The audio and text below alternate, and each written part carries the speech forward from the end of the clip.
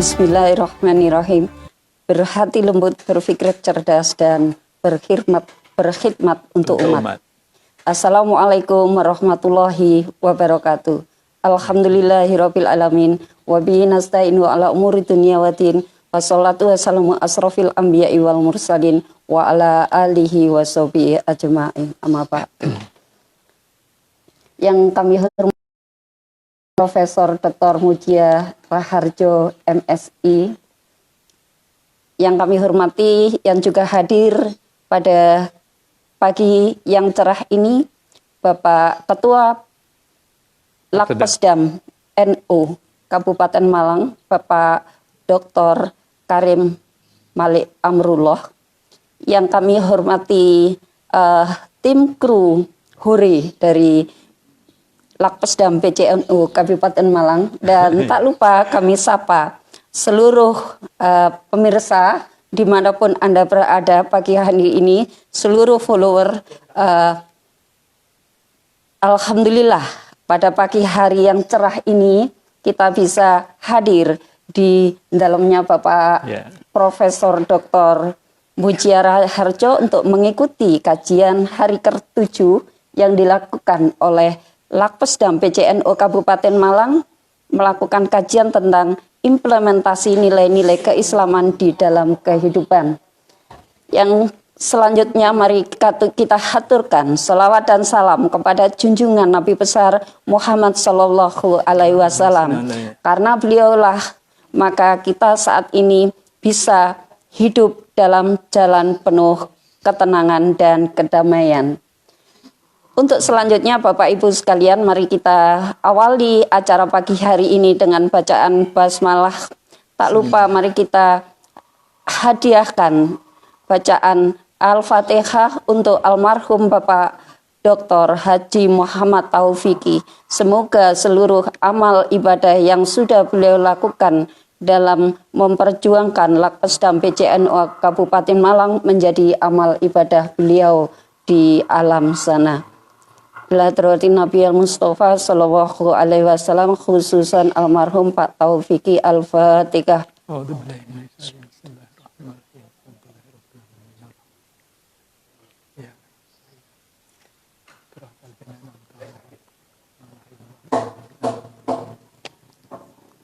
Baiklah Bapak Ibu sekalian, selamat pagi Bapak Profesor Dr. Mujia Raharjo. Pagi Mbak Dia. Cerah sekali pagi hari ini, di dalamnya beliau yang juga asri. Kita akan melakukan kajian tentang bagaimana implementasi nilai-nilai keislaman di dalam kehidupan kita sehari-hari. Untuk selanjutnya waktu kita nanti 90 menit Prof, kita akan melakukan dialog interaktif. Untuk selanjutnya monggo kami persilakan kepada panjenengan untuk memberikan kajian-kajian tersebut untuk pencerahan bagi kami semua. Monggo Prof. Terima kasih. Assalamualaikum warahmatullahi wabarakatuh. Alhamdulillah, salatu wassalamu ala rasulillah, la haula wa la quwata illa billah. Mbak Diah yang saya hormati dan seluruh pemirsa kajian Ramadan yang diadakan oleh Lakpesdam NU Kabupaten Malang, mengawali pengajian pagi hari ini, mari kita bersama-sama memanjatkan rasa syukur yang amat dalam kita diberikan nikmat oleh Allah untuk bisa bertemu kembali Ramadan tahun ini. Amin. Di tengah-tengah situasi sulit gara-gara COVID Corona. Tapi tidak mengurangi semangat kita untuk tetap berjuang. Justru sebaliknya kita semakin mendekatkan diri kepada Allah SWT. Alhamdulillah. Salawat dan salam semoga kita terlimpahkan pada junjungan kita Nabi besar Muhammad SAW, para keluarga, para sahabat dan pengikutnya. Topik yang kita bahas pagi hari ini adalah nilai ajaran Islam dalam kehidupan bermasyarakat. Sebuah tema yang diberikan oleh Lakpesdam kepada saya melalui ketuanya Pak Malik, yang saya pikir ini sangat penting sekali karena menyangkut sisi kemanfaatan berislam. Jadi Islam itu diturunkan oleh Allah dengan niat, dengan maksud yang sungguh mulia untuk menyelamatkan manusia dari penderitaan baik di dunia maupun di akhirat. Lebih-lebih dia. Hakikat ajaran Islam sesungguhnya menjadikan manusia itu berlindung, tunduk, bersimpuh di hadapan Allah dengan menjalankan perintahnya, menjauhi larangannya. Nah, kehadiran Islam sebagai agama terakhir, penyempurna agama-agama sebelumnya, yang diabadikan di dalam Al-Quran. Ini adalah sebagai agama penyempurna yang dibawa sejak sebenarnya Nabi Adam hingga Nabi Isa. Itu pertama adalah ketauhidan. Implementasinya bahwa orang berislam itu hanya mengakui satu-satunya kekuatan yang bisa mengatur semua kehidupan ini hanya Allah Subhanahu wa Ta'ala. Dan saya yakin semua umat Islam tahu itu. Karena sejak belajar itu tentang tauhidan itu sudah disampaikan. Hanya persoalannya itu bagaimana nilai-nilai Islam yang di kandungan Al-Quran ini sebetulnya isinya 3. Al-Quran 30 juz itu sebetulnya kalau diringkas itu hanya 3. Pertama, mengatur hubungan manusia dengan Allah. Yang kedua itu mengatur manusia dengan sesama. Dan yang ketiga, manusia dengan lingkungan. Nah, kalau kita baca dengan cermat, yang paling banyak dibahas itu sebetulnya justru bagaimana hubungan manusia dengan sesama manusia. Relatif sedikit cerita Allah tentang hubungan manusia yang harus dilakukan kepada Allah itu. Artinya, Allah itu memberikan ruang begitu luas untuk berpikir, refleksi, bagaimana membangun hubungan dengan sesama manusia. Apapun akidahnya, agamanya, kalau urusan kemanusiaan manusia ya harus baik dengan siapapun ya. Jadi hubungan vertikal dan horizontalnya. Yang horizontalnya dengan sesama manusia. Itu banyak sekali. Ya. Banyak sekali. Nah, tetapi kan perlu pikiran. Perlu berpikir, perlu cerdas. Karena itu salam pembukanya tadi bagus sekali. Itu saya usulkan jadi moto pembuka Laksedam ya. Ada nilai kecerdasan. Umat Islam itu harus cerdas. Agar apa? Nilai-nilai yang dikandung di dalam Al-Quran yang begitu indah, itu bisa dipahami, kemudian bisa dilaksanakan. Lalu untuk apa kalau hanya dipahami? Tidak dilaksanakan. Sama dengan ilmu pengetahuan. Kalau kita belajar ilmu pengetahuan apapun, itu mesti ada nilai yang ketiga. Dalam filsafat namanya nilai aksiologi ya. Itu ada nilai kemanfaatan. Ilmu apapun itu harus membawa nilai kemanfaatan. Nah, begitu juga Islam apalagi. Ya. Kemanfaatannya apa? Ya kemanfaatannya bagi sesama dan bagi lingkungan. Nah, kalau kita melihat perjalanan bangsa ini, Indonesia itu kan dikenal sebagai negara dengan jumlah penduduk Muslim terbesar di dunia. Sampai kalau haji aja tiap tahun terbesar itu lebih 200.000 lebih ya, terbesar di dunia, nggak ada yang menandingi Indonesia gitu ya. Sampai nggak ada bandara yang tidak sibuk dengan urusan haji kala musim haji tiba. Artinya dari sisi hablum minallah nomor 1 jumlahnya dalam jumlah dan pemerintah sudah berhasil membangun keislaman di Indonesia dalam konteks hablum minallah. Pertanyaannya bagaimana? Bagaimana orang yang ratusan ribu per tahun ini kalau 5 tahun itu sudah 1 juta lebih. Tapi bagaimana kehidupan sosial di masyarakat? Membawa dampak nggak? Kesalehan sosialnya bagaimana? Atau haji atau ibadah-ibadah yang lain termasuk sholat itu jangan hanya menjadi ritual. Ya, ini yang perlu kita berikan bersama. Kalau hanya seremonial ritual ya sebatas hubungan dengan Allah, padahal tidak begitu. Allah perintahkan kita ada di tadi itu min Allah, belum minanas, dan hubungan dengan lingkungan. Itu harus, apalagi dalam bulan puasa seperti ini perlu. Iya ya. Lingkungan itu luas sekali ya. Di lingkungan kerja, di lingkungan kita tinggal ya. Lingkungan kemasyarakatan atau termasuk lingkungan organisasi di mana kita bergabung misalnya. Ayo kita renungkan. Nah, pengamatan saya dalam konteks belum minanas ini belum maksimal di Indonesia ini.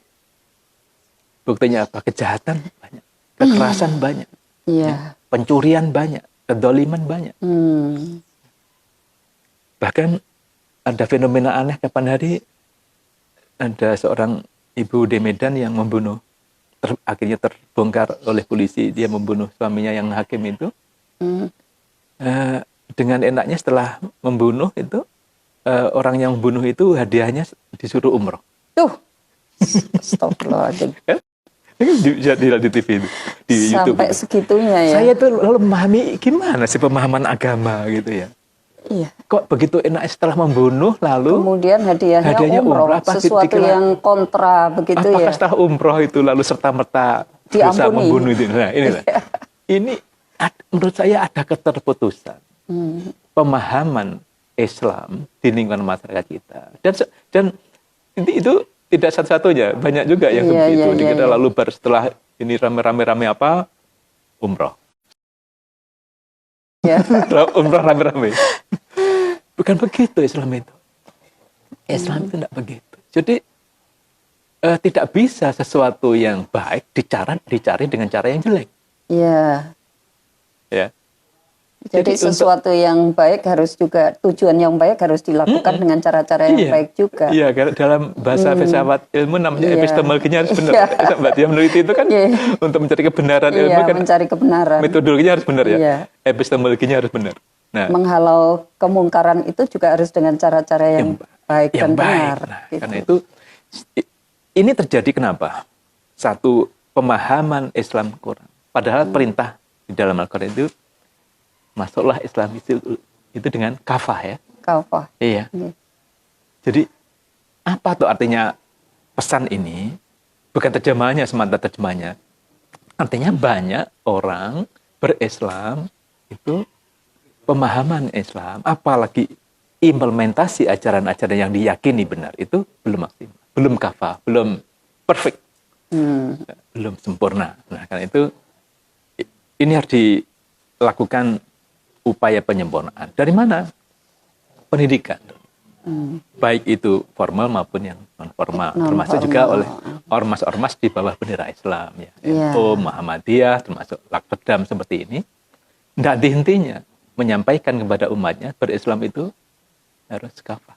Sehingga ideal sekali coba kalau orang itu hubungannya dengan Allah bagus ya. Ibadahnya baik, sholatnya baik, semua. Lalu dengan sesama baik. Menjadi indah dan harmoni begitu ya. Indah sekali. Indah sekali. Karena itu momentum Ramadan ini tepat sekali digunakan untuk refleksi Mbak Dia. Jangan sampai Ramadan yang kita lakukan, puasa yang kita lakukan sekarang ini tidak lebih baik dari tahun lalu. Sama saja sebenarnya rugi. Harus from day to day harus ada peningkatan. Day to day ada peningkatan. Kalau tidak ya lalu apa gunanya? Nah, balik lagi nanti hanya sekedar ritual ya puasa makna itu ada hanya mendapatkan lapar dan dahaga ada saja. Ada kelompok puasa sebenarnya minimalis, ada orang puasa minimalis. Tidak hanya bangun rumah aja ya Prof ya minimalis. Ternyata kita juga jangan-jangan kita ini juga masih puasa minimalis. Iya, kalau sekedar meninggalkan makan, minum dan hubungan suami istri ya minimalis. Padahal kalau ulama-ulama salaf dulu itu begitu masuk Ramadan itu tidak ada yang mau keluar rumah. Belum ada TV ya dulu, radio aja enggak mau. Dengarkan radio itu enggak. Karena ingin apa? Hatinya juga puas. Matanya juga puasa, pendengarannya puasa, lidahnya berpuasa. Semuanya berpuasa. matanya tidak digunakan untuk hal yang sia-sia, tetapi mengkaji, melihat ayat-ayat Allah, baik yang kauliyah semacam ini maupun yang kauniyah seperti alam-alam yang tersurat dan tersirat. Iya. Nah, bahkan tidak terbesit hatinya sedikit pun untuk hal-hal yang membuat Allah murka. Itu kalau mengkaji ulama-ulama salaf dulu, kelas-kelas puasa. Iya. Ini loh esensi puasa sesungguhnya. Jadi kalau orang menghindarkan makan dan minum mulai jam 4 ya sampai nanti setengah 6, nggak berat kok. Sekarang udah hampir jam 10, tinggal berapa jam. Tapi bagaimana sebetulnya mata yang hatinya itu juga puasa. Coba kalau orang yang berpuasa itu hatinya juga berpuasa, indranya juga berpuasa, saya kira dunia ini indah sekali. Tidak ada keributan, tidak ada konflik baik yang bersifat ke atas, yang horizontal maupun vertikal maupun horizontal. Hidup ini mesti damai, sebagaimana misi Islam untuk kedamaian. Ya, rahmatan lil alaminnya itu. Iya, gitu. Jadi saya sering merenung menerjemahkan rahmatan lil alamin dalam kehidupan sehari-hari itu. Ya, jangan buat ribut. Berislam itu jangan membuat ribut dengan siapapun. Gitu.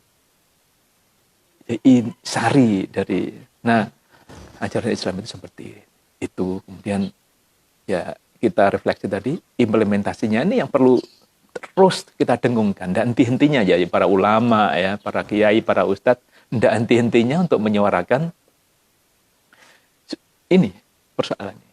Jadi yang kita yakini kebenaran itu harus diimplementasikan di dalam kehidupan bermasyarakat.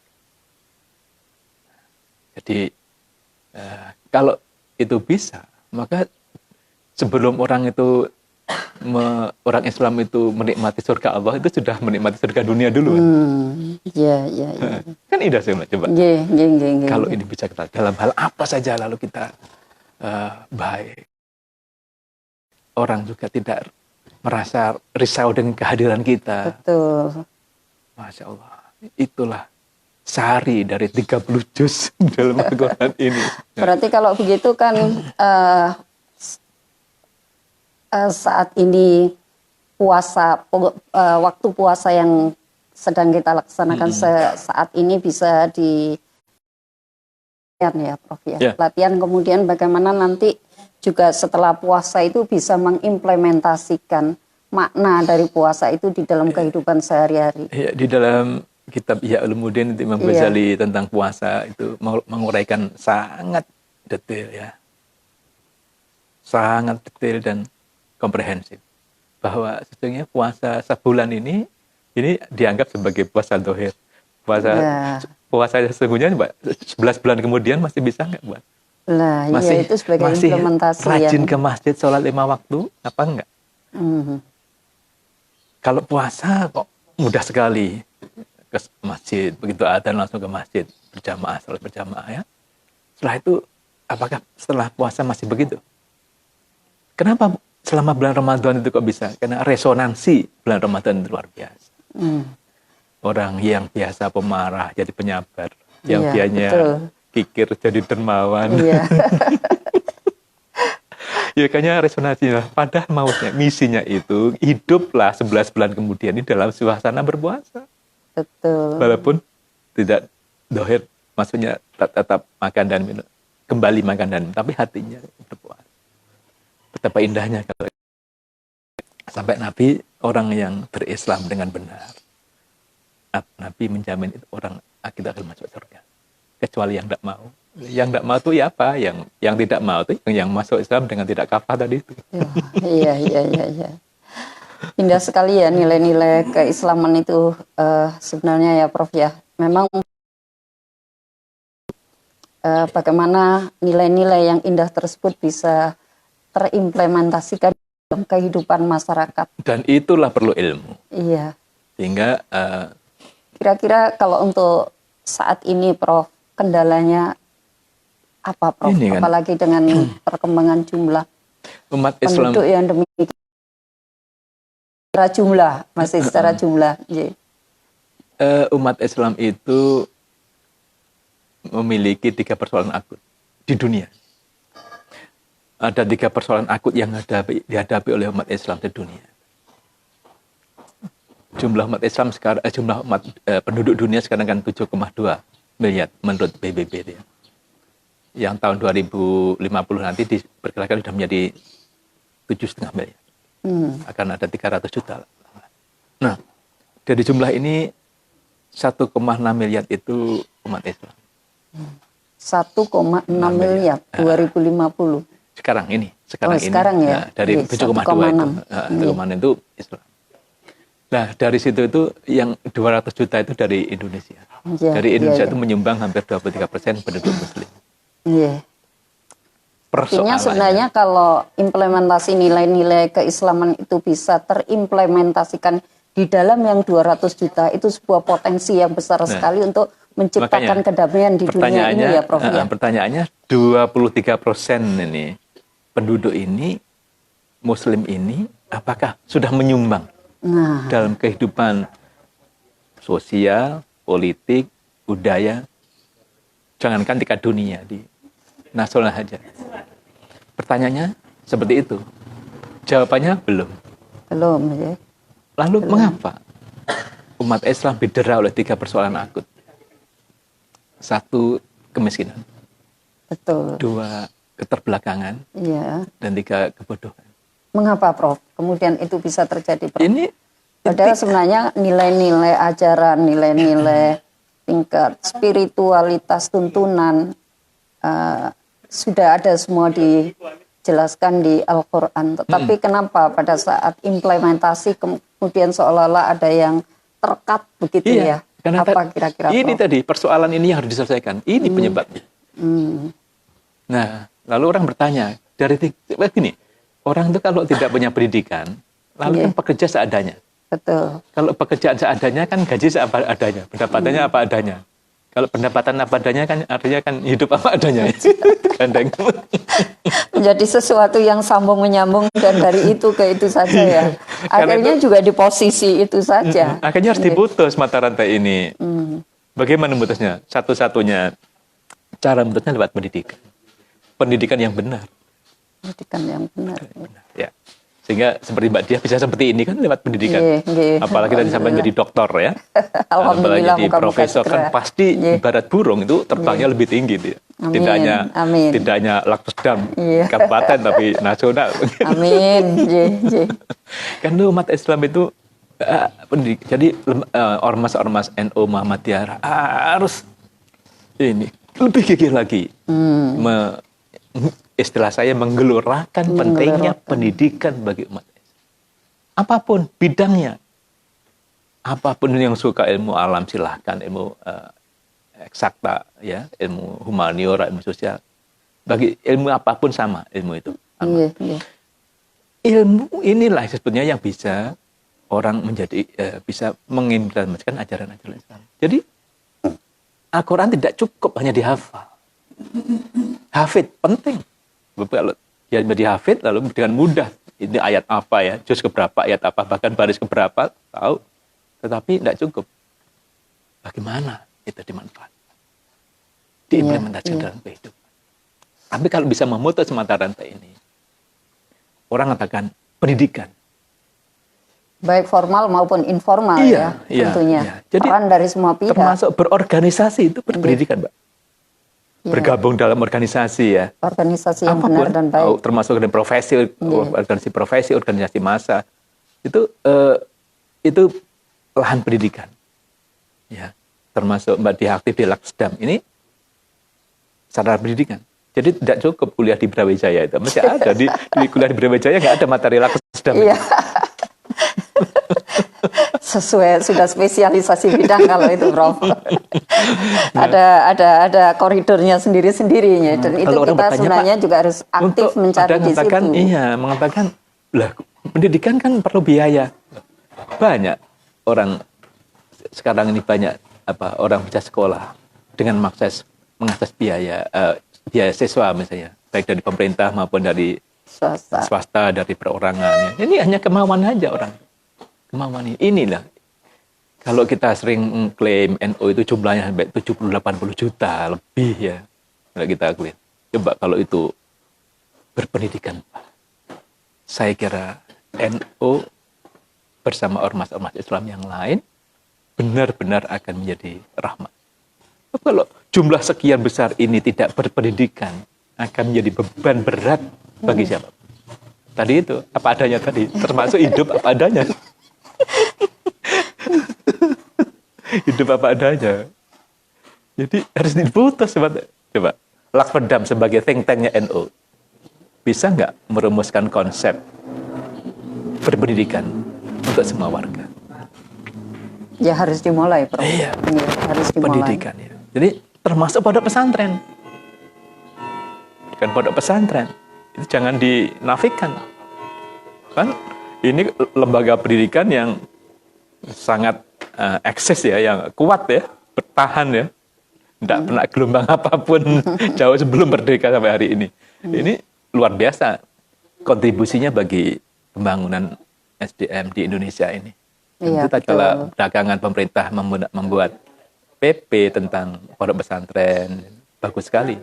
Hanya lalu kita segera merespon ya, NU, lembaga-lembaga, organisasi-organisasi semacam NU, Muhammadiyah itu merespon pelaksanaan PP itu untuk umat. Itu tadi yang nilai pertama persoalan kita adalah di tingkat kemiskinan, Prof. Kemudian yang kedua dan ketiga apa, Prof? Ya tadi, pendidikan dan keterbelakangan. Pendidikan dan keterbelakangan. Berarti 3 itu yang merupakan PR kita ya. Itu 3 itu, masalah akut. Ya, akibatnya ini loh, Mbak. Ya, orang ya tidak berpendidikan, tidak punya ilmu sama sekali, termasuk ilmu agama. Misalnya, tapi bisa ibadah haji. Yang dilakukan apa coba? Kan nggak jelas. Artinya setelah haji itu juga tidak membawa apa-apa, tidak membawa manfaat. Karena itu, jadi artinya itu pemahaman yang rendah berimplikasi pada perilaku.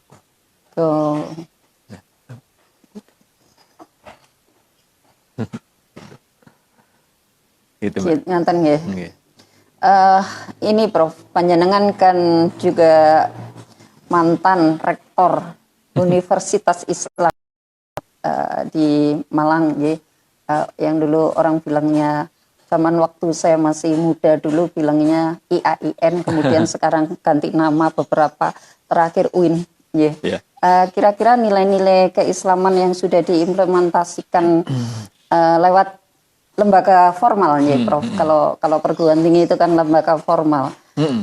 Kira-kira sudah pernah dilakukan apa kajian, penelitian gitu, dampaknya terhadap perkembangan pembangunan itu berapa persen, Prof? Ya, pertama pertanyaan Mbak Diah itu bagus sekali ya. Tapi memerlukan jawaban panjang nih. Iya. Bahwa orang berislam itu berproses, Mbak. Iya. Untuk lahir menjadi perfect Muslim itu proses panjang. Termasuk orang lembaga pendidikan formal semacam UIN, IAIN atau STAIN. Nah, saya dengan kawan-kawan di UIN itu memahami Islam itu tidak hanya sholat dan 5 rukun Islam itu ya. Yeah. Tapi berilmu pengetahuan itu berislam. Termasuk ada orang seperti Mbak Diah melakukan penelitian tentang tebu. Yeah. Itu sebetulnya berislam. Itu sesungguhnya meneliti ayat-ayat kauniyah Allah. Insya Allah itu tujuan kami. Nah, bahkan ayat-ayat yang bertebaran, ayat-ayat kauniyah ini jauh lebih banyak daripada ayat-ayat kauniyah. Karena itu bagi UIN dan semua mahasiswanya, belajar ilmu apapun sesungguhnya belajar ilmu keislaman. Hanya pintunya sendiri-sendiri. Saya tadi pagi maunya mengajar mata kuliahnya itu namanya aliran dalam linguistik. Tetapi ada persoalan jaringan tadi. Gagal. Hari ini gagal. Ada hikmahnya nih, Prof. Lalu ini persoalan orang belajar aliran-aliran dalam bahasa. Apakah juga disebut itu aliran apa belajar Islam? Iya. Wong Nabi Adam itu pertama kali derajat sebagai manusia itu oleh Allah disuruh berbahasa duluan.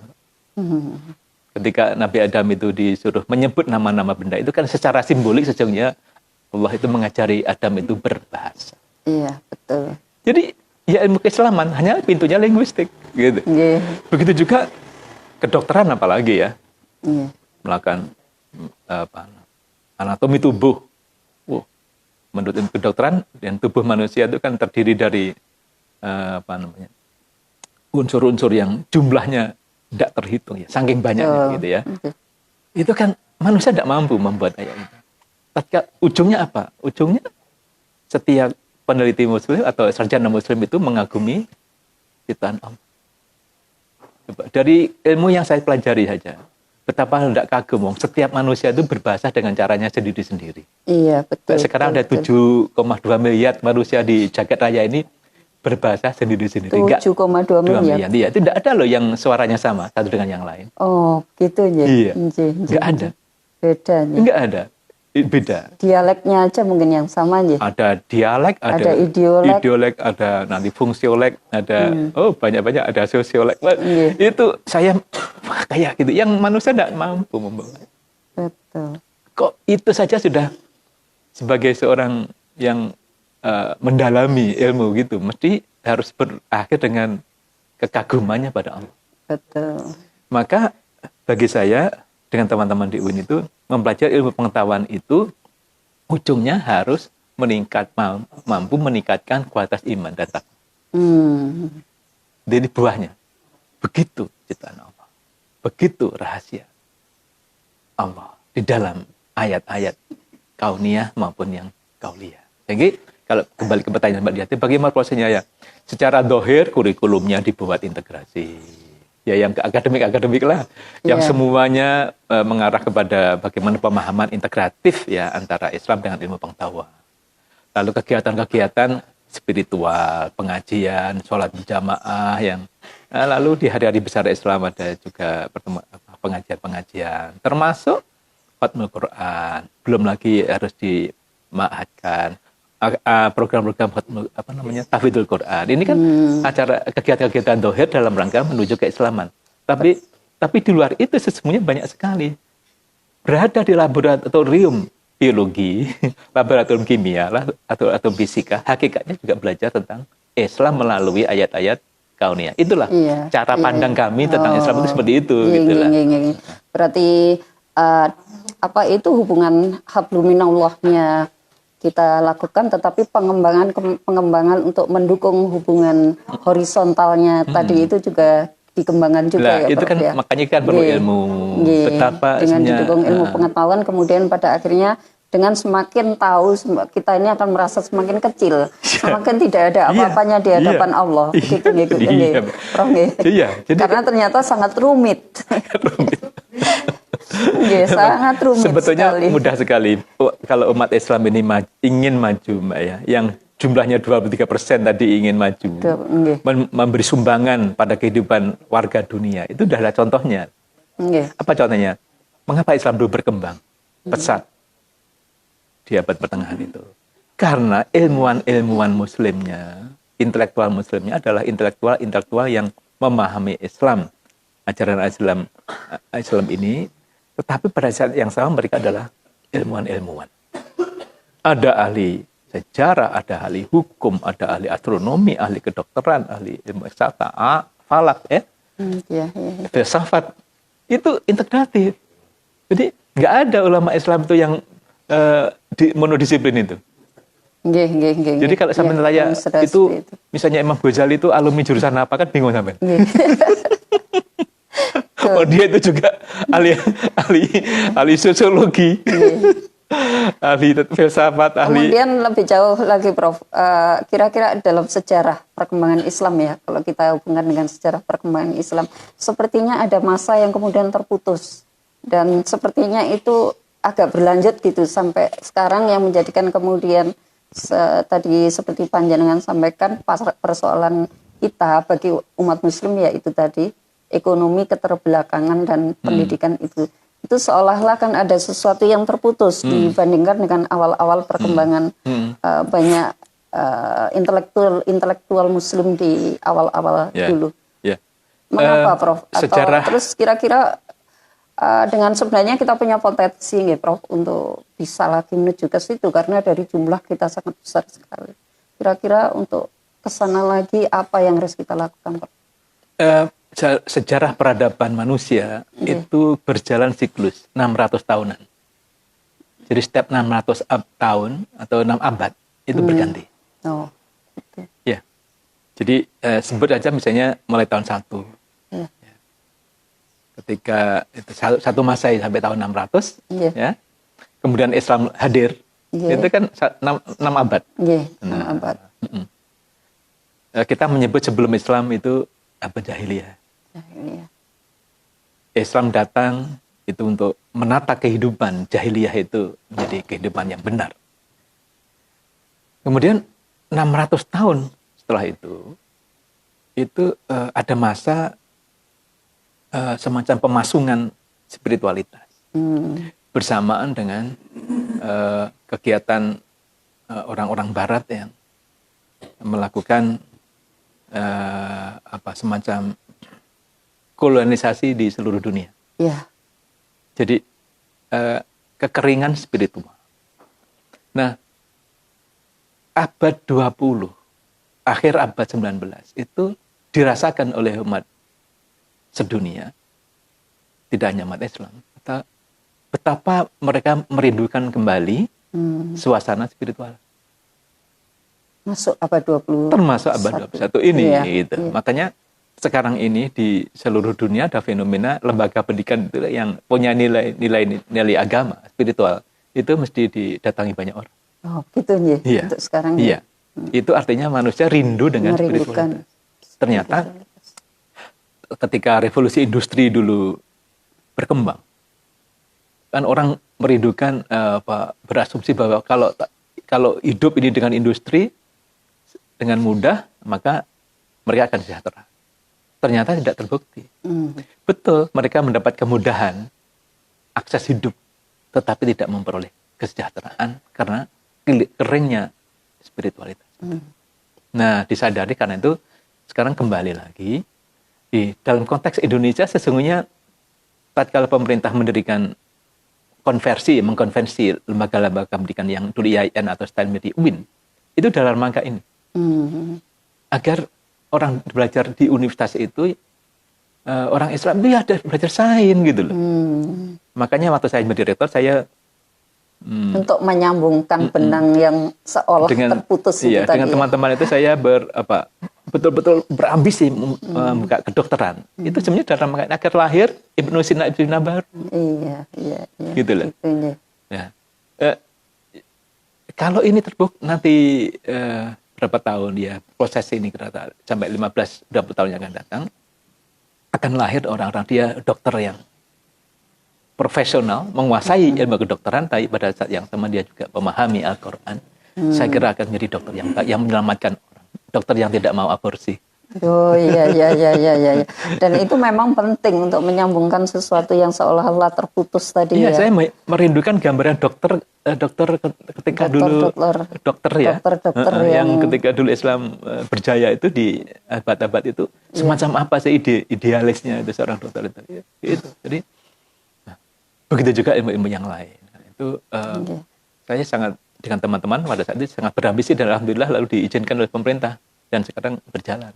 Nah ini wujud berkembang kemudian ada MIPA juga ya di UIN. Di bawah payung MIPA itu sudah ada sebelumnya sebelum kedokteran itu ada farmasi di MIPA. Ini sebetulnya jawaban konkret untuk merealisasikan tentang keislaman dari sisi sains. Gitu. Ya, jadi saya tidak bosan-bosan menyampaikan betapa pentingnya umat Islam itu mempelajari sains. Apapun bidangnya, Pak Malik misalnya, Ketua Aksudam itu ahli pendidikan. Silakan. Ya. Mbak Diah ahli pertanian, khususnya tebu. Silakan. Harus ada Dan bakteri, belajar bakteri. Jadi semua ilmu pengetahuan itu harus dikuasai. Nah, kalau payungnya IAIN susah nih. Tidak mungkin IAIN bisa buka kedokteran. Payungnya harus universitas. Sebab akhirnya universitas itu kan Union of Diversity, kumpulan dari keragaman. Dari berbagai ilmu gitu. Indah sekali, makanya saya merindukan suatu tatanan kehidupan dunia di mana Islam itu makin memegang peran. Jangan label kekerasan, teroris itu itu label-label yang semacam itu yang harus dihilangkan ya dari Islam, karena Islam tidak seperti itu gitu loh. Mbak, kalau orang Islam itu melakukan kejahatan-kejahatan macam itu, kita mesti kembali lagi. Pendidikannya bagaimana? Orang bisa, oh dia dokter loh. Iya, ilmunya. Tapi apakah ilmu itu telah menjadi bagian dari kehidupan hati? Jadi sebenarnya belum juga tentu. Ada sesuatu yang belum tentu juga ini yang kemudian pendidikannya tinggi kalau tidak didampingi dengan pemahaman ilmu agama yang baik juga. Nah, sekarang saya tanya, apa bedanya ahli farmasi yang bisa menghasilkan obat dengan sabu-sabu? Nah, iya.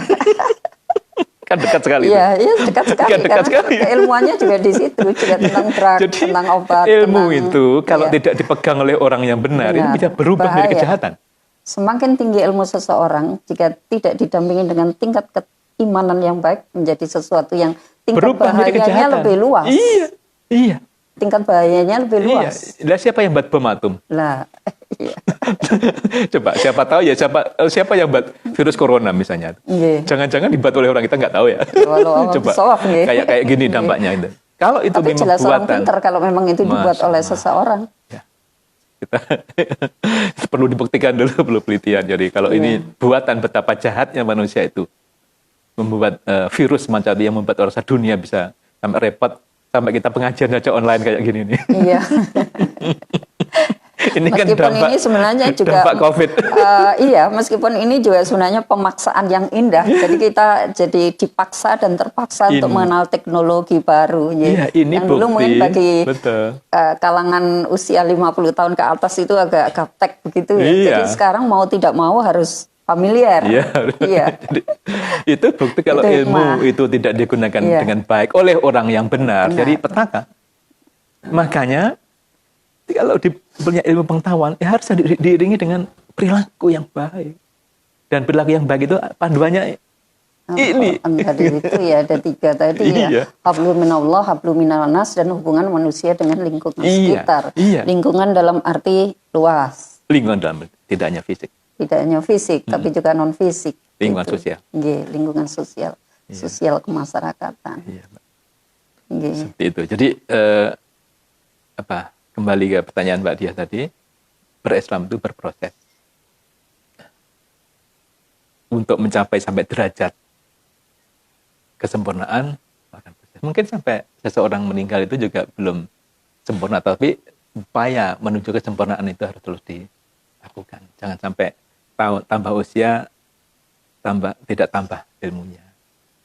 Karena itu nanti juga kalau kita sudah memahami dalam ajaran agama itu kan kewajiban kita untuk selalu thalabul ilmi. Sampai kapanpun. Jadi dan ini jangan hanya menjadi jargon gitu ya. Jadi harus menjadi jargon ini diimplementasikan menjadi program umat Islam. Sehingga 3 persoalan aku tadi terselesaikan. Coba kalau orang itu pintar, lalu gandengannya kan dia karena pintar dia bisa berkreasi, dia bisa menciptakan atau mempunyai pekerjaan yang bagus. Dengan pekerjaan yang bagus, pendapatnya menjadi baik, hidupnya menjadi baik. Dengan konteks kafir mendekati kufur itu Prof. Dasuni itu kalau menurut panjenengan itu kan ada juga kita sebenarnya itu ada hubungannya ya dengan pendidikan kehidupan yang baik. Jadi jangan sampai kita menjadi fakir kemudian menjadi setelah menjadi fakir kemudian menjadi kufur gitu. Orang kufur itu kan ada yang kafir tidak dalam hal iman, tidak mengakui keesaan Allah ya. Tidak mengakui bahwa Allah itu zat penentu segalanya. Ada orang yang kufur itu nikmat. Kufur nikmat. Iya. Tidak pandai bersyukur. Iya, tidak bersyukur. Jadi sebenarnya apapun yang terjadi di dunia ini sebenarnya tidak lepas dari keputusan Allah. Termasuk sekarang ada petaka dunia ini. Kalau kita melihatnya dari perspektif Islam, itu juga tidak lepas. Yang terjadi ini tidak lepas dari ketentuan Allah. Karena itu jangan menghujat, jangan menyalahkan siapapun, apalagi melakukan mendemo pemerintah lah. Pemerintah dijelek-jelekan, apa dianggap terlambat. Loh, coba direnungkan. Oh, datangnya itu tidak lewat pemberitahuan, tiba-tiba. Yeah. Mana negara yang langsung tanggap ada virus. Karena itu kalau sikap kita, ini kembali tadi, Pak, apa sebetulnya nilai dibalik peristiwa semacam ini? Bahwa ini tidak lepas dari ketentuan Allah. Nah, orang yang bisa menerima apapun yang terjadi dan sadar bahwa itu Allah di dalamnya, itu bisa mensyukur. Ya. Lalu diperlukan apa nilai-nilai kesabaran menghadapi ini. Sabar itu tidak berarti apa nggak marah, pasif, tidak berarti tidak pasif terima, tidak. Sabar itu kekuatan, power.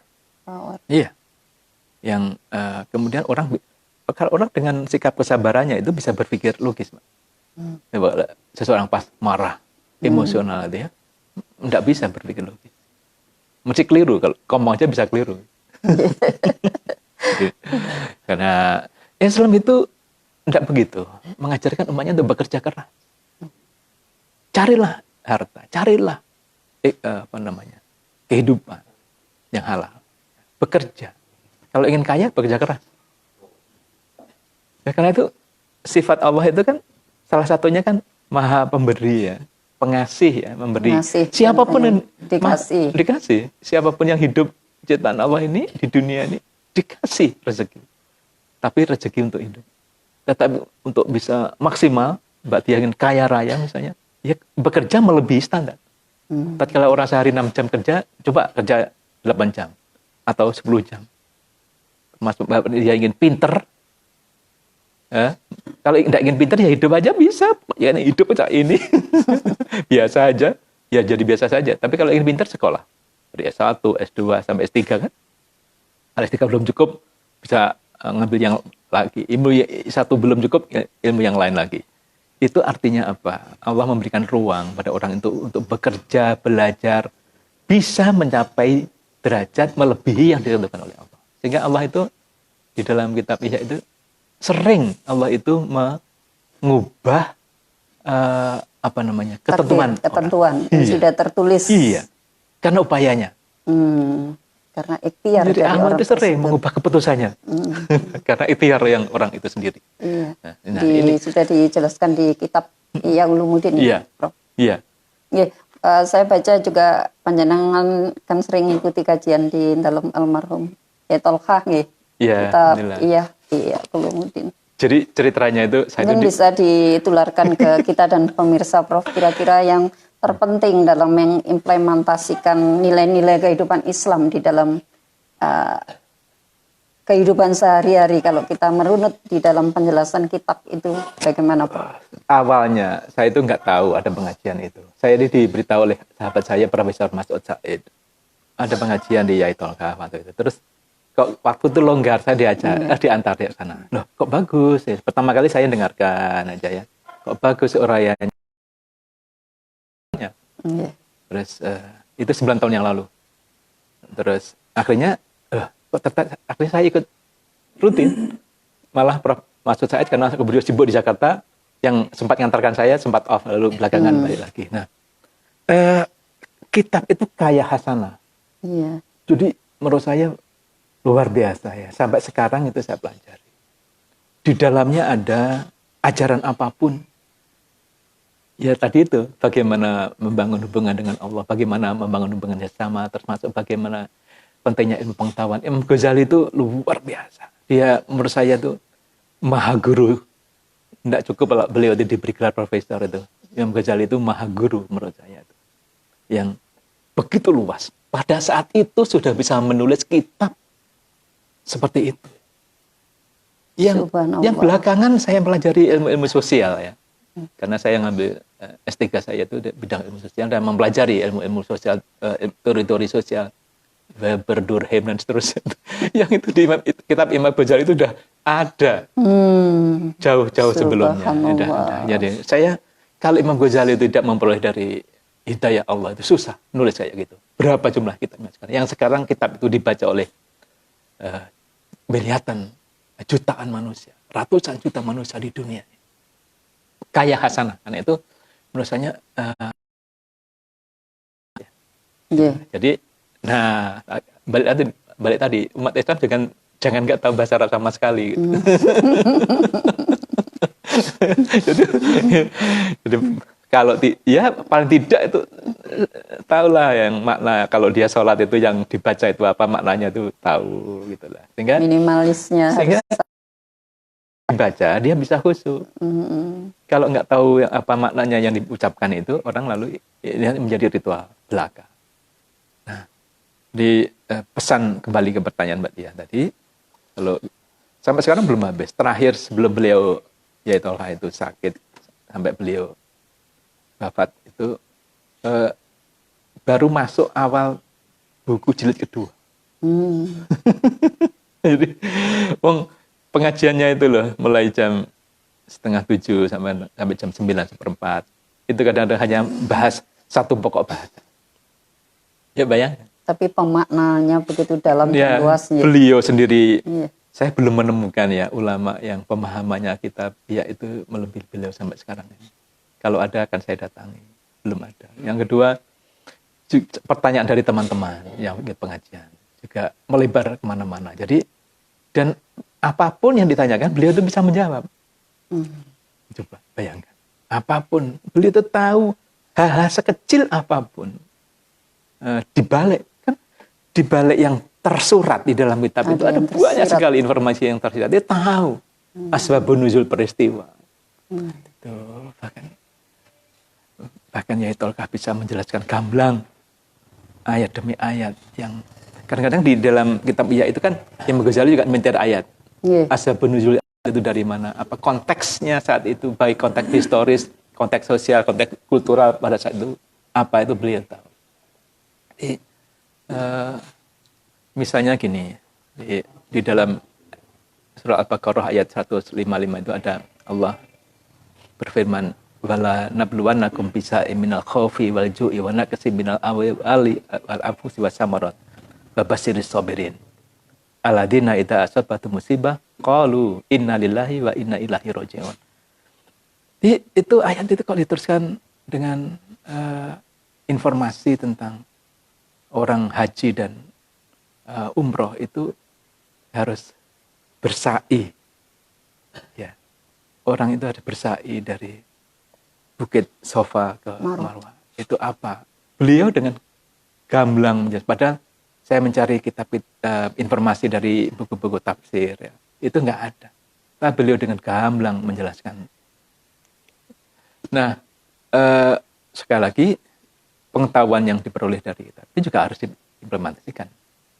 Karena kitab itu sebenarnya tasawuf, maka nilai-nilai ketasawufan itu harus menjadi bagian dari kehidupan orang yang mempelajarinya. Itu kalau orang belajar sampai pada tingkat hatinya juga belajar. Tidak otaknya yang belajar, tapi hatinya juga belajar.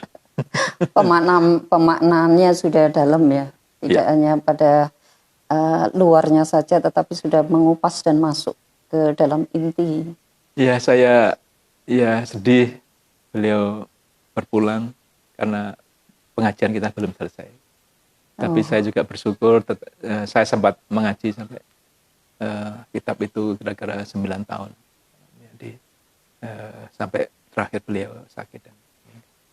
Tapi ada nilai yang saya ambil sarinya ya.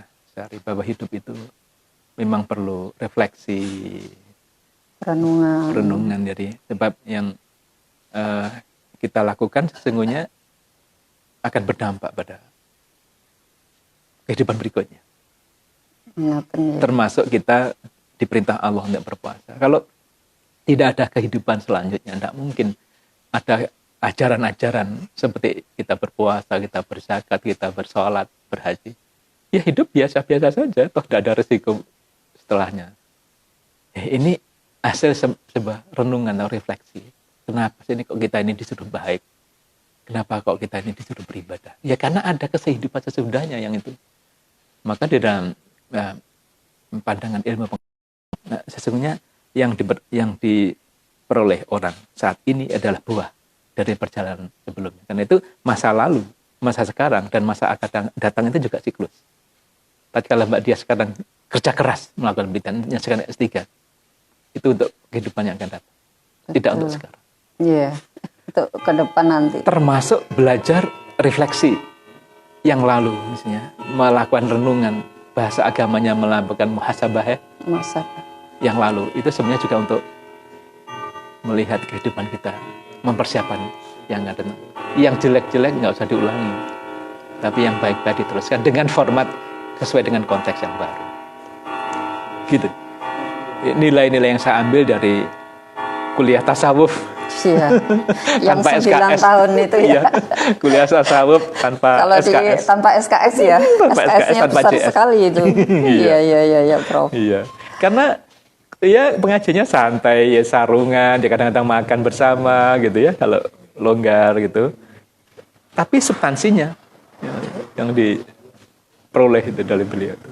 Dan beliau dengan ikhlasnya menyampaikan siapapun boleh belajar, siapapun ya. Ya, saya dengan Profesor Maskuri, Profesor Masud Said, ya Isabuddin Juhri datang. Ya, beliau senang sekali tatkala dianggap yang beliau pelajari itu ada penerusnya. Gitu ya, Prof ya. Kembali kepada topik kita pada pagi hari ini tentang implementasi nilai-nilai keislaman di dalam kehidupan, Prof. Kita tahu bahwa kita ini hidup di negeri yang berbineka tunggal ika, berbagai macam suku, ras, agama ada di negeri kita. Pengimplementasian yang tepat di dalam kehidupan yang beragam itu kira-kira yang pas itu seperti apa, Prof? Kalau menurut panjenengan? Iya. Itu keniscayaan. Iya. Andai saja Allah itu mau menyarikan kita semua sama, seragam bisa. Bisa. Kenapa kok berbeda-beda? Lita'arofu ya, untuk saling mengenal. Nah, dalam konteks Indonesia, berislam itu juga harus menyintai negaranya. Menghormati pemerintah yang sah. Menghormati pemimpinnya. Termasuk menghormati orang-orang yang berbeda. Beda apa? Beda suku, beda agama, bahasa. Dalam konteks kemanusiaan ini, dijaga bunganya. Tidak ada ajaran Islam itu orang disuruh merusak ibadah agama orang lain. Orang Islam merusak gereja atau sebaliknya. Tidak bisa. Tidak boleh. Nabi itu dulu punya pembantu itu orang Yahudi. Kok bisa Nabi itu berinteraksi dengan orang Yahudi? Bagaimana? Setelah tahu kepribadian Nabi, si Yahudi itu masuk Islam. Jadi menerima keanekaragaman itu juga bagian dari kehidupan Islam seseorang, keislaman seseorang. Orang terlahir dengan suku Bugis, Makassar, Madura, itu betul-betul hak Allah ya, Ambon. Termasuk yang di Afrika sana ya, atau di Eropa, itu betul-betul hak Allah. Karena itu kita tidak bisa milih. Ya kita seperti ini. Ya. Kalau kita bisa milih kan kita ingin jadi anaknya Donald Trump. Nah, dalam konteks kehidupan di Indonesia itu sebuah keniscayaan. Maka hubungan dunia ini menghormati, menghargai, termasuk menghargai agama orang lain. Kalau ingin mengajak, ajaklah dengan baik. Sebagaimana dicontohkan oleh Rasulullah, bagaimana beliau berdakwah. Tidak ada berdakwah Rasul dengan kekerasan. dengan sebuah kelemah lembutan ya, kalau Rasulullah mengajarkan kepada betul-betul kita. kehidupan Rasulullah itu kehidupan Al-Quran ya. Iya. Ya, dengan baik, dengan indah. Coba kalau kita orang Islam itu baik gitu ya, waduh ini kok baik sekali. Karena itu dalam implementasi ajaran-ajaran Islam dalam kehidupan masyarakat itu menerima orang dengan berbagai kelebihan dan kekurangannya. Tidak ada manusia tanpa kekurangan. Betul. Yang dimanfaatkan kelebihannya itu. Iya. Gitu. Bisa nggak? Iya. Mungkin ini mudah diucapkan ya. Iya. Tapi untuk mengimplementasikan perlu proses. Iya. Proses. Bagi kami itu memang sebuah proses yang harus terus diasah, Prof. Ya, jadi menurut saya ayo kita ciptakan kerukunan, kedamaian itu Mbak ya. Tetapi sebatas kehidupan dunia. Iya. Kerukunan tidak berarti harus masuk dalam kehidupan yang lebih dalam agama lain. Gitu. Jadi akhir-akhir ini begini perlu diluruskan. Jadi tidak perlu harus masuk sampai ke persoalan agama lain, dan agama lain pun juga tidak perlu masuk ke ajaran Islam, ke Islam ya, lebih dalam. Tetapi dalam konteks kehidupan masyarakat, ya konteks sosial harus baik. Jangan diolok-olokkan, jangan dimusuhi, apalagi lalu dibunuh. Tidak ada ajaran Islam seperti itu. Dalam batasan hubungan-hubungan muamalah ya, Prof ya, hubungan keduniaan ini. Iya, keduniaan. Seperti sifat ilmu itu, Mbak. Iya. Ilmu itu kan bisa dipelajari oleh siapapun. Iya. Dan dia bisa menancap dalam otaknya siapapun. Iya. Tidak ada, aku nggak mau masuk di otak orang ini, di otak orang, tidak ada. Ilmu itu luar biasa. Jadi saya kok bayangkan kalau hidup itu seperti kehidupan ilmu itu. Indah. Dia bisa hinggap pada siapapun. Berarti konteksnya kan bagaimana Islam itu bisa menjadi rahmatan lil alamin di dalam kehidupan ini. Itu harus terjemahkan dalam kehidupan ya. Itu semua tahu bahwa Islam itu rahmatan, tapi implementasinya itu salah satu cara bisa mengimplementasikan itu adalah lewat ilmu. Saya balik lagi. Tetap ilmu. Kalau tidak ngawur jadinya. Pribadinya, perilakuannya ngawur. Kelakuannya, behaviornya itu ngawur. Jadi ilmu yang didampingi dengan tingkat keimanan yang baik tentunya ya, Prof ya. Tentu saja. Ya. Jadi kalau bisa mengimplementasikan punya ilmu, lalu dia bisa mengimplementasikan caranya, maka ilmu itu akan berbuah dengan sebuah kebajikan. Kan ada gium itu ya. Puncak ilmu itu bukan ilmu itu sendiri, apalagi gelar, tapi adalah sikap wise. Ada hikmah. Sebagai buah ilmu. Iya. Ini bisa lari ke filsafat ilmu ini nanti. Kalau sudah ke situ nanti. Iya. Lah iya. Makanya kan tadi saya sampaikan, kan berislam itu perlu berilmu. Ilmu sampai tingkat tinggi berarti kan berfilsafat. Kan ada kan filsafat Islam itu ya. Iya. Pada akhirnya akan sampai kepada kehampaan. Iya. Kehampaan. Sampai tidak ada lagi. Tidak ada lagi. Ya. Dari tidak ada, makanya kan begini. Tadi belum saya jawab satu pertanyaan tadi. Bahwa kehidupan ini Mbak Diah tadi menyebutkan sebagai medan perjuangan. Benar. Di dunia ini sementara ya. Kehidupan ini sebentar, paling 60 sampai 70 tahun ya. Sebentar sekali. Tetapi ini medan yang sangat menentukan kehidupan abadi selanjutnya. Karena itu perlu hati-hati. Jangan terpleset. Perlu kehati-hatian yang sementara ini. Nah, diisi dengan kebaikan. Lebih-lebih di bulan Ramadan ini, ya kita isi ya detik-detik kita, menit dan jam kita, apalagi hari-hari ini, dengan kegiatan-kegiatan yang membawa hikmah, yang membawa kebaikan, baik untuk diri kita maupun ke lingkungan kita, sekitar kita, orang-orang sekitar kita, dan juga bagi itu Islam itu sendiri. Jadi itu hakikatnya mengimplementasikan ajaran Islam dalam kehidupan sosial itu seperti itu, berhikmah bagi siapa, melalui ilmu pengetahuan. Kalau tidak punya ilmu nggak bisa. Jadi sehingga ya bahasa Islamnya Islam ritual. Ya, ritual Islam. Saya tidak bukan tidak suka dengan ritual, tapi esensi dari itu harus ada. Iya. Betul. Menarik sekali pemirsa. Kajiannya sudah dikupas oleh Bapak Profesor Mutiara Harjo pada pagi hari ini. Tidak terasa Prof, kita sudah melewati sekian menit. Iya. Mungkin di penghujung ini Prof, di penghujung diskusi kita kajian pada pagi hari ini, panjenengan bisa memberikan close statement, kira-kira apa sih yang paling penting yang harus kita lakukan agar kita bisa mewujudkan implementasi nilai-nilai keislaman di dalam kehidupan sehari-hari, gitu Prof. Untuk kemudian mungkin nanti langsung setelah itu nanti disambung dengan doa penutup.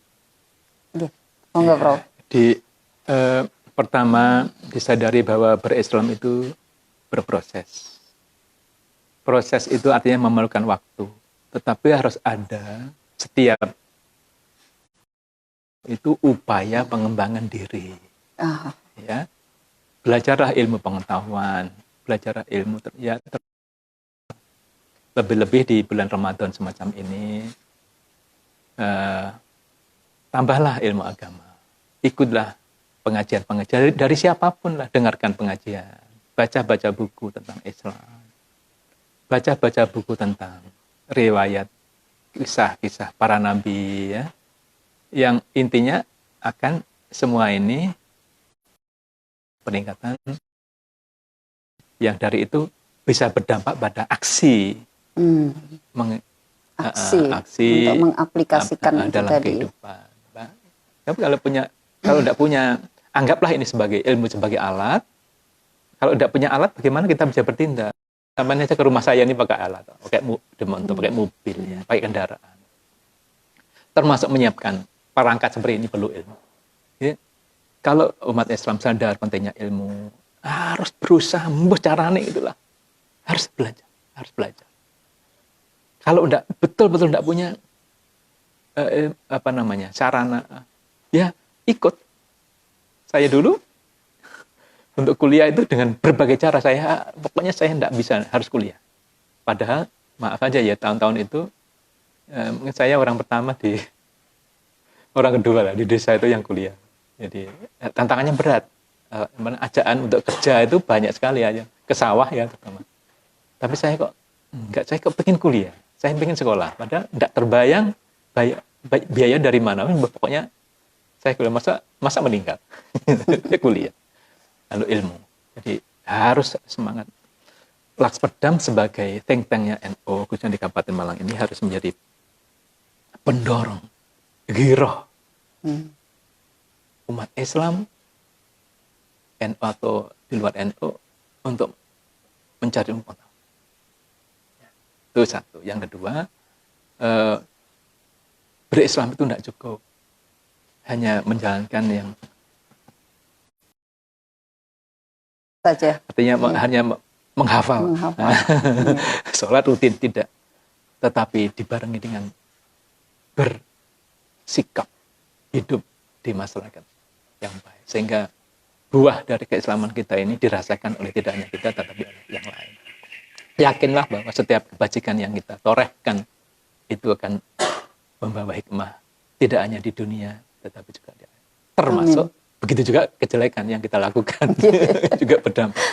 Nah, maka closing statement saya, Ramadan ini kita jadikan momentum ya. Setiap tahun kita memasuki Ramadan, kita bertemu Ramadan itu harus ada peningkatan kualitas, sehingga puasa yang kita lakukan bukan jenis pertama tadi itu yang minimalis tadi, tapi puasa maksimalis yang hatinya puasa, matanya berpuasa, hidungnya berpuasa, lidahnya juga berpuasa, dipakai membaca Al-Quran, pakai ngaji, termasuk kajian seperti ini kita gunakan indera kita ini dengan kegiatan-kegiatan yang membawa manfaat. Jangan ada yang sia-sia. Kalau hari-harinya sia-sia, maka puasa ini juga sia-sia. Ya, mudah-mudahan kita semua diberikan kekuatan oleh Allah dan jadikan Ramadan ini berkah bagi kita. Segera berhenti ya, corona ini sehingga tidak membuat susah orang sedunia ini termasuk umat Islam. Jeritan orang sudah banyak sekali usaha-usaha apapun macet sekarang ini ya. Perekonomian macet. Jadi misalkan ya lewat doa para kaum muslimin yang berpuasa dijawab oleh Allah sehingga persoalan ini bisa segera terselesaikan. Amin. Ya. Dan apa yang kita bahas ini juga bisa bermanfaat tidak hanya untuk kita berdua, tapi juga para pemirsa dan juga semua siapapun yang mengakses pengajian kita pagi hari ini. Terima kasih. Assalamualaikum warahmatullahi wabarakatuh. Langsung nyuwun tutup doa. Sholli wa sallim wa barik sadina Muhammadin dan syakirin hamdan amin hamdan yu'afini ma wa yukafi majidah. Ya Rabbana lakal hamdu kama yanbaghi li jalali wajhika karim wa atam. Allahumma Rabbana taqabbal minna salatana wa siyamana wa ruku'ana wa sujudana wa qudana wa tahlilana wa qira'atana wa tasbihana wa amin tasirana ya Allah Rabbana filana wa li walidina warhamhuma kama rabbayani shighara Rabbana filana dzunubana wa ghafir 'anna sayyi'atina wa tawaffana Rabbana la tuzigh qulubana ba'da idh hadaytana wa hab lana min ladunka rahmah innaka antal wahhab Rabbana atina fid dunya hasanah wa fil akhirati hasanah wa qina adzabannar Subhana rabbika rabbil izzati amma yasifun salamun alal mursalin walhamdulillahi rabbil alamin. Amin. Demikian kajian yang kita lakukan pada pagi hari ini. Semoga apa yang sudah kita lakukan ini membawa berkah manfaat bagi kita semua. Dari kami ada salah tutur dan kata kami mohon maaf. Billahi taufiq wal hidayah wa biridha wal inayah. Wassalamualaikum warahmatullahi wabarakatuh.